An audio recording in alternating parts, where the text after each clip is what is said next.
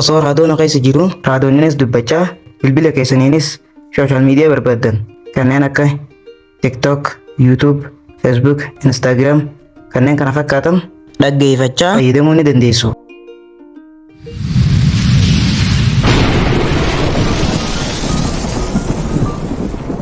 Ashama akkam jirtu hordoftootaa fi kabajamtoota YouTube chaanaalii kiyyaa warroonni chaanaala kanaaf haaraa taatan subscribe, like, share gochuun haa eegallu. Har'a barnoota addaatiin isinii qabadhee dhufe barnoonni isinis maali yoo naan jettan inni tokkoffaan bultoota raadiyoon connect gootanii osoo jirtanii osoo bultoota raadiyoon keessaa hin baasin akkamitti gara bilbila keenyaatti deebistanii dhaggeeffachuu dandeessan. Inni lammaffaatis osoo raadiyoon keessa jiru raadiyoonnis dubbachaa bilbila keessaniinis sooshaal miidiyaa barbaadan kanneen akka TikTok, YouTube, Facebook, Instagram kanneen kana fakkaatan dhaggeeffachaa fayyadamuu ni dandeessu. Gaafiin takkaffaan batan raga qabuudhaanii miidiyaa output hajoo kana kilik gootu. Bifa kanaatiin isinii fida. Ziispoon hajoo kun bilbila keessanii gam jalaa kan argamu kun raadiyoon bultoosiin connect gootanii jirtanii jechuudha.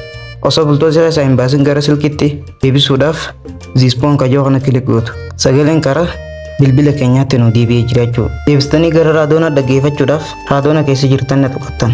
Isa lammaffaa isinitti agarsiisuun dura viidiyoo kana laayikii gochuun haa eegallu. Kanas gaduma hirkisuudhaan seetingii bilbila keessanii keessa ni seentu. Erga seetingii bilbila keessanii keessa seentanii booda sound and vibration hajoo kana kilik gootu.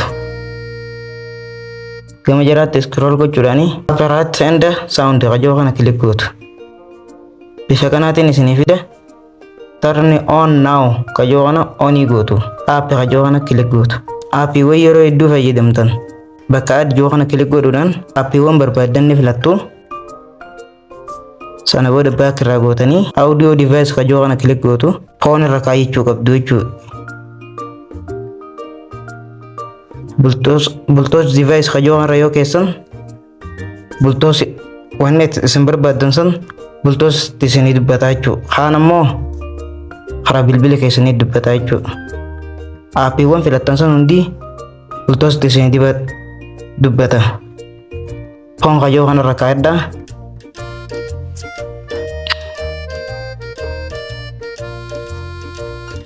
Hanga viidiyoo biraatiin walitti deebinu subscribe, like, share gochuun dagatinaa. Nagayaan tura.